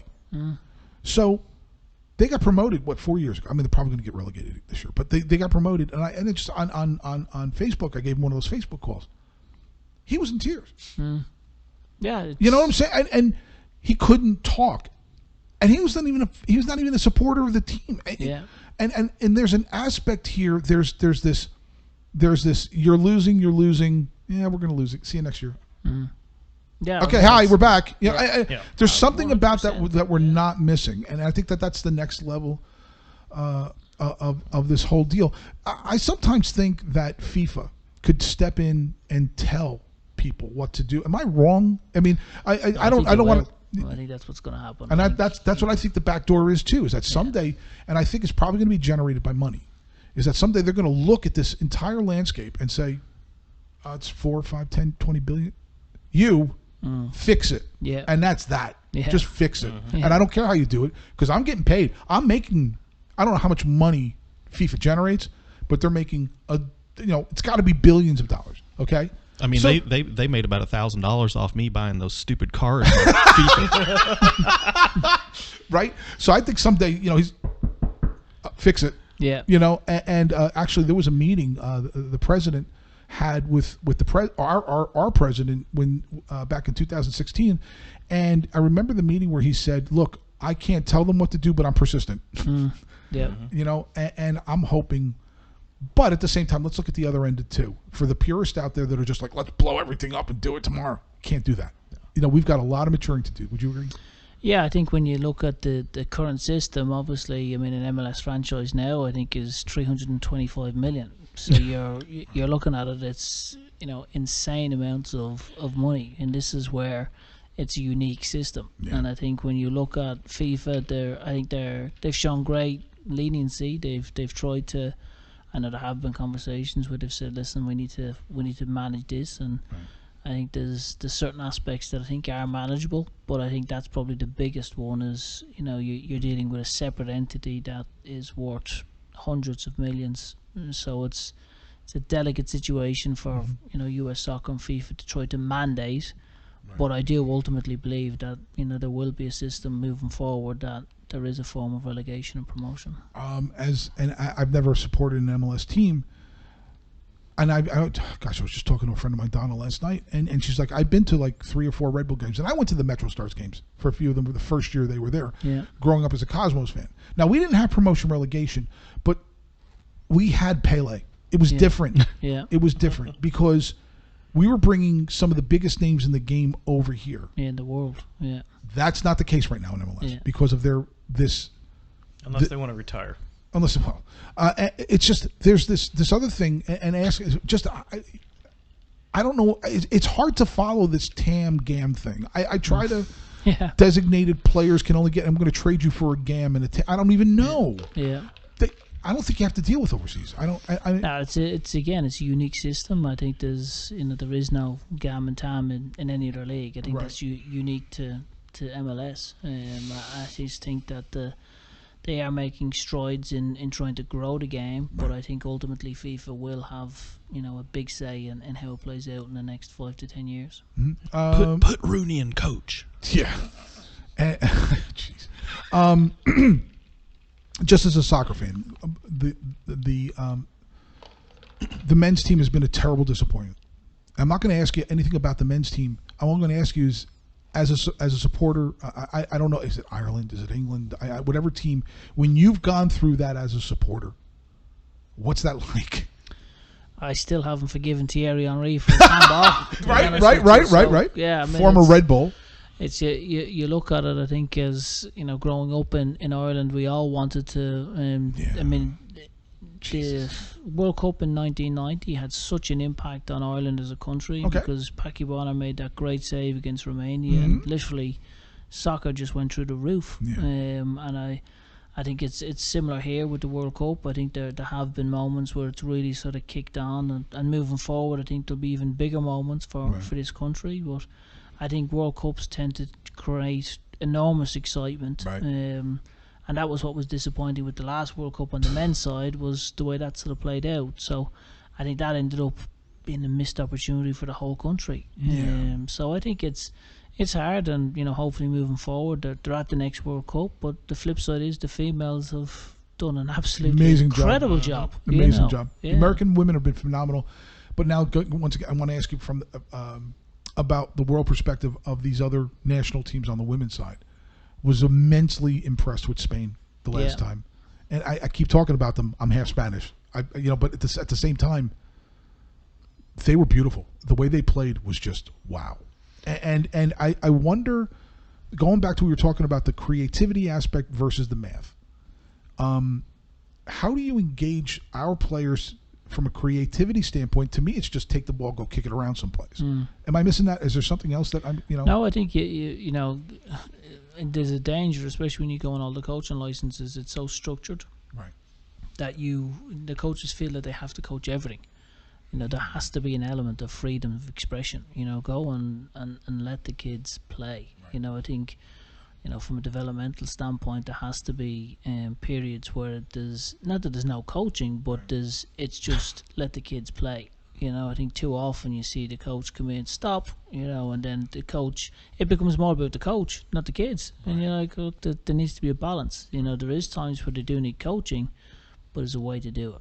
Right, and I'm going to bore you with the drum corps thing, sorry. When I used to teach these groups back in the 90s, start, fix it, do it again. Start, fix it, do it again. Start. It was so brutally militaristic in that, because it was about precision. Everything had to be our teams were evaluated on precision, accuracy. Eventually the activity moved towards creativity. We've lost some of the the excellence from a technical standpoint. But the creativity of these musicians now that we create the last 20 years versus when I was doing it, it's not even close. We created computers back then. Now we're creating musicians. I mean, well, you just answered that. I mean, it's really more about go ahead. I'm sorry. I just want to say I think it's safe to say the Groove Machine will never get bogged down with precision. No, there's not a whole lot. Well, damn alcohol fixes that. Yep. But so I'm pretty much. Anything you all want to add here? I've got a few questions. I've got some stuff that I can add. I think that's Anthony Leonard, advice giver. I can't remember who that is. Anthony Leonard. I'm pretty sure that's Anthony Cooper. He's a member of the board. Apparently, and you said that you don't get on social media a lot. I thought this was funny. I didn't know this either. Apparently, there's a Twitter account dedicated to the adventures of the beekeeper hat. Yes, there was. Yeah. Is that a real thing? Yeah, there is. I've seen it. That's hilarious. I've seen it. Oh man, it's Anthony. He just mentioned that, and I'm guessing that you're not aware of that. So I'm gonna check that out after the podcast now. Yeah. Adam Welp came in. He says if you have any control, this is kind of fun, but he goes, if you have any control over who we have international friendlies with, he wants to put in a vote for Rotherham United. Okay. I don't know. Anybody that's in chat, if you have any ideas, I'm not going to list these out, but I think it would be fun and be reasonable. Like Man U's not going to come here, right? And Liverpool not going to come here. Throw some stuff in chat who you think we should have friendlies with. I thought that'll be fun within reason. Let's see, what else do we got? Only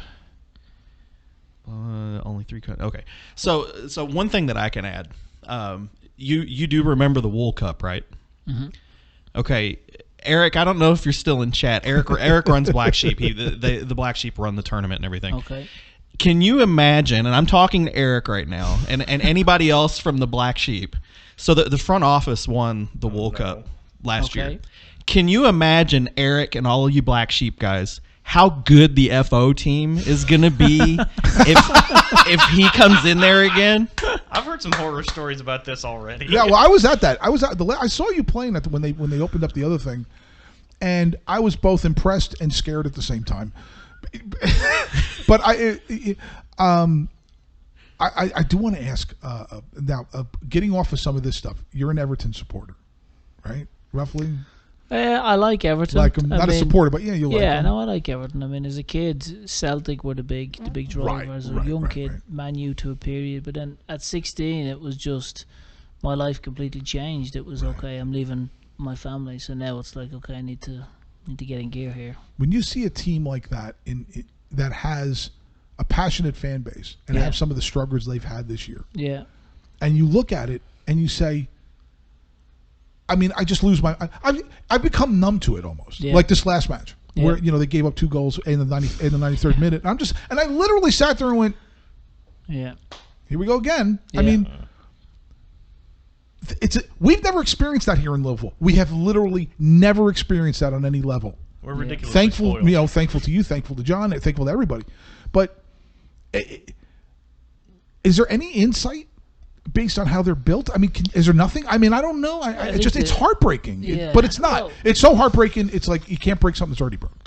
Well, I think it's difficult when you get. I think at that level, they've obviously got a new coach, Ancelotti. He's come in. He has his own ideas of maybe how he wants to build it out.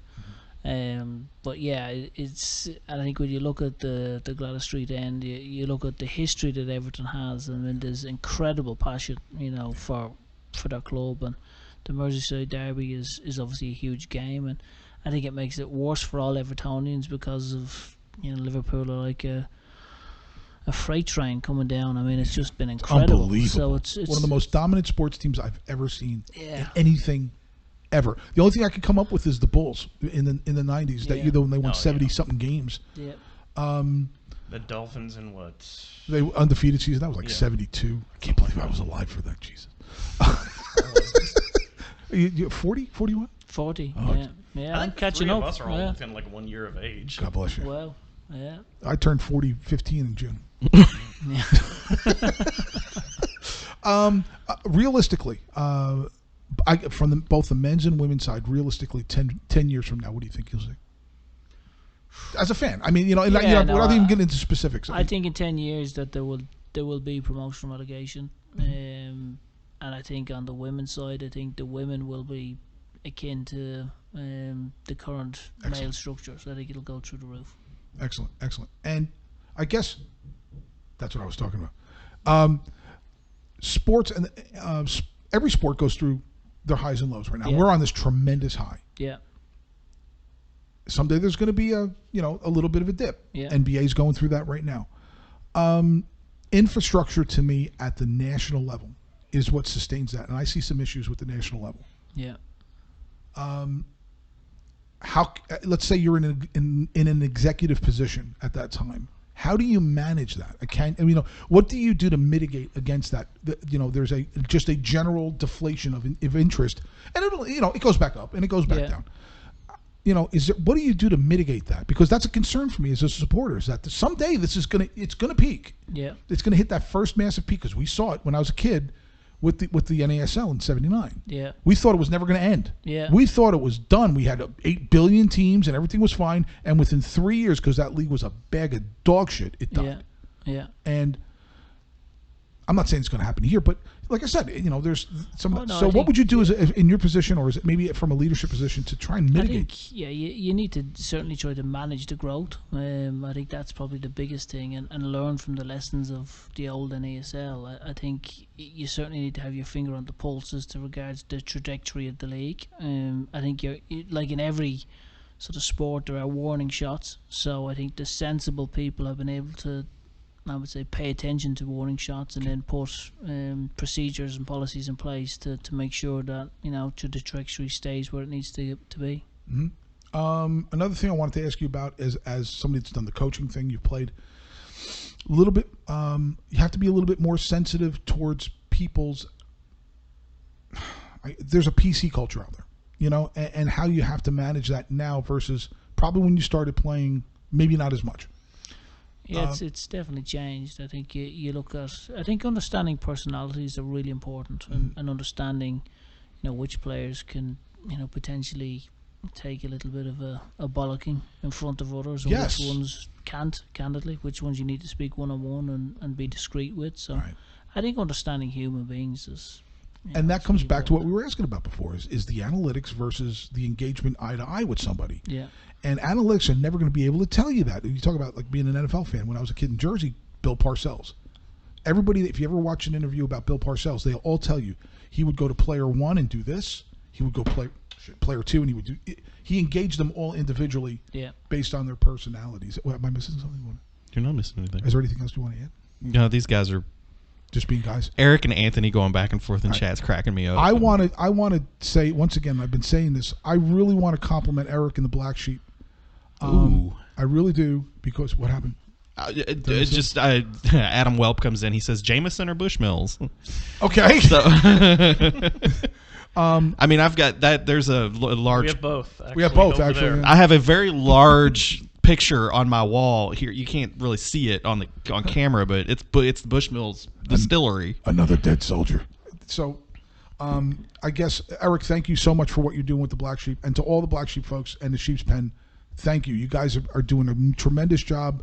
Hopefully in our next show, which is in 2 weeks, if I have to come to your house, and I know you used to wrestle and you'll kick my ass, but I'll find a way to get it done. I mean, I know people that have strong barbiturates. No, I don't. I'm making Come that be up. on our show. Yeah, please. They've Out done a this lot of sentence. Yeah. they've done a lot of good for Yes, they Kentucky Refugee Yes, they have. Ministries. Tremendous job. Last year, they did. They did Wool Cup, obviously, which I think that we're going on year 4 or 5. I can't remember. They've been doing that for a good while, and last year, and I don't know if you knew about this, they did a foot golf tournament. Yes. Okay. That's And right. it was awesome. You were there, Like Lance I was on the team with Lance McGarvey and 2 really old friends of mine, Candy Barajas and Emily McWilliams. But we that was awesome. It was like scramble format, and we had like 16 teams. Oh wow. And it was a blast. But they do a lot of outreach for Kentucky Refugee Ministries, and they do it in a really fun way. And they obviously they're spreading soccer while they're doing that. So yeah, thank you guys. Right. Yeah, well done. Great job. Is there anything that you want to ask? I think I've got everything I wanted to. Okay. Just glad to have you back. Okay. So we have Appreciate a little segment called Rim Shots, and we just, if anybody has any parting thoughts, that maybe doesn't even have to be about soccer. If you want to start there, do you have anything? Or? I'm pulling something. You know what? I'm not going to be able to do it fast enough. Atletico Velita is having it's kind of a friendly match. This is a new-ish team that is in Louisville. It is predominantly Hispanic, and I know a lot of the guys that play on the team. Some of them are from Louisville Legends fame, Louisville Thunder fame. They've won a lot of the leagues and whatnot around town here. They're playing in a friendly at Worley on Sunday. And I don't know the game time, but I'll do a tweet later or something with the time. These are some new upcoming guys that are a lot of fun, and they're playing. I think it's you'll have to correct me if I'm wrong, but I think it's Liverpool Nashville. And what? Wow. So what a vision. So this is an exhibition game, and they're going to play it at Worley. I don't know what admission is. I will retweet their stuff so you can see what's going on. But a very, very talented group of guys, and they're going to go. I think they're going to go down to New Orleans, and they're going to play in. It's kind of an open tournament that you can play in, and it's got I think it's a $20,000 prize pool. Oh, okay. And I'm going to share this. I don't think that you all are going to mind that I share this. Go ahead. If they win that prize pool, which they are in the running, I've got a lot of faith in these guys. Okay. Excellent. If they get that prize pool, the expectation is they are going to try and open up an NPSL franchise. Wow. Okay. So That's pretty awesome. And they've asked me to step in and handle some things there. Okay. So yeah. But if you've got nothing to do on Sunday and you want to go down and see, and these guys are very talented young men, go down and check them out. I got to ask you. There's one thing I forgot to ask you. You just mentioned Sunday. Before we go on, Sunday League football. Mm-hmm. Oh yeah. People smile that know about that culture a little bit. I think that's something we could really cultivate over the next few years, because usually for us it's the Saturday. The Saturday is the games for the the top league teams, and then Sunday is when the guy that you were sitting next to is now playing for his bar. Yeah. What am I missing there? I think that there's this huge gaping thing that doesn't exist yet, that I think a Louisville City or any pro team can help partner with, because going to bar league games is about the funniest thing ever. Yeah. I mean, going back to when I was a kid in Kearney, because there was a bunch of them. There was a bunch of teams. Did you experience that when you were young? I mean, is there anything? Yeah, I mean, I think, historically in Ireland, that would be in the Saturday, everyone would support their team, and then Sunday they have their own game, and then after the game everyone goes to the pub, and literally you stay there for the day. And that's part of the culture. And can you imagine? Now we do our Saturday. I'm sorry, we do our Saturday game, and then Sunday we go do whatever. Mm-hmm. Yeah. Sunday afternoon is part of that, and I'm hoping, like you had mentioned, right? Someday if Saints was to play Molly's. Yeah, and that's where that's part of the underpinnings of this whole culture that I think we're kind of missing right now. Go ahead. We do actually have a little bit of a history with that. I think, Coach, you recall Tartan Devils in Pittsburgh. They're a pub team from Pipers. Yeah.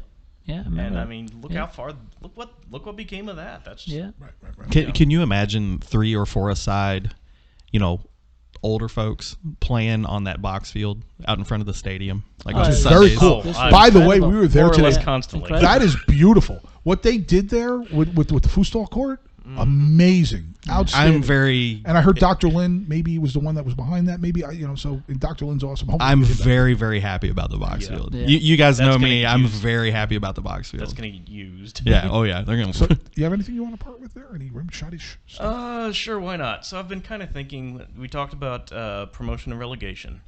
I think we all want it to happen. The door's open for it. You can't just say boom, here it is. So there's going to be some landmarks along the way. And what I've been thinking of, I think maybe we're going to see most, if not all, of the MLS 2 teams out of the championship, like League 1 or lower. I think that's going to be one of them. I think we're going to see League 1 stable at 20 teams. Right. I think we're going to see championship get stable at 40. Right. And then I think we see championship split into two 20-team leagues. See, this is how And I would think do. I think those are going to be the things that they need to get into place before it starts up. And I wouldn't do relegation first. I would just do a thing say what I don't know if you could do it League One, okay? Mm-hmm. If they're looking to add a new franchise, whoever wins League One gets promoted into championship. Just for 1 year, just to see what kind of interest it draws. Yeah. You know, maybe do that first. I don't know, but anyway.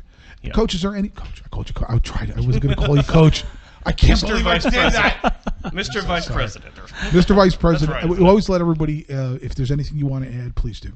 No, I just want to thank you all. I think the opportunity to come and just enjoy your company and spend some time has been wonderful. And that's what we want to do. We want to bring people on and just chat about just stuff. Yeah, no, it's been hope great. you enjoyed it. Yeah. I want to tell you and I know I'm speaking for supporters everywhere, what you've brought to this. The dignity and honor that you brought to the team on the field when you coached, and adding that back in at the level that you're adding it in. We're blessed beyond anything, and I mean that sincerely. I appreciate that. It's amazing, because you've always been a gentleman to me. You've never not turned me away when I wanted to talk to you, and that's not always the case when people are at. You know what I'm saying? Yeah, no, and I think, look, that's what makes Lou City great. Is I think we all see each other as a big family. So I would never turn anyone away. I want to make sure everyone is okay. We all have the passion because we love the game, and we all want the same thing. So right. yeah, it's been a wonderful time. And I hope you can take this compliment. And I've said this on the show before. Someday there's going to be a Ring of Honor in this deal, and the first three names on that has to be Wayne. Wayne has to be the first one. And from a player perspective, it's Niall. But you're on it too. I mean, I appreciate that, because what this isn't what it is without your involvement. So thank you so much for that. I appreciate your kind words. All right. And my parting shot is, we need some more help with this mini marathon thing. It is a tremendous opportunity. Like I said, if we're going to do this, if we're going to get involved in community outreach, let's get involved in community outreach. This has nothing to do with what they've done so far. They've done great work so far. Michelle. And now Liza and all the folks and Shauna and everyone else that's been involved in that has done tremendous work. But if we're talking to elevate it to the next level, then we've got to elevate to the next level. So please, even if you don't want to be involved, first of all, I would think if I can do it, anybody can do it. All right, this is the third time I've done it. I've had health issues. Thankfully, I've got the ability to get my life back. We got our Joe back. Yep. Hopefully, it's a long, hard road, but it's and part of that is the accountability with the supporters groups. Because I'm making sure I'm the person that started this thing. So if I'm not doing what I'm supposed to do, I'm just being an ass. It's not right. If you're gonna lead. Yep. If you're gonna follow, or just get your ass out of the way. So, thank you for all the folks that there's literally, like I said, we've got 25 people already registered. Eric says he's in. Thank you, Eric. Excellent. I was counting on it. Like I said, I was gonna drag her. But please help support us financially. We've been sending links out on Facebook and Twitter. You can do that too if you don't want to get involved. If we're going to get involved in the community, let's get involved in the community. Let's take this to the next level. James, thank you so much for being a part of this. Thank you for taking the time out of your and thank you for your family for letting you come over here. So thank them as well. We'll be back in 2 weeks with our tag-in show. Looking forward to that. Having a bunch of people on. And hopefully you've enjoyed it. Please give us a follow on Twitch. The show will be out tomorrow on YouTube. We'll also have the audio version out sometime tomorrow. That's it. Yeah, man. Everybody, thank you so much, and we'll Good see you night, soon. everybody. Bye-bye, everybody. See you guys. Thanks, guys.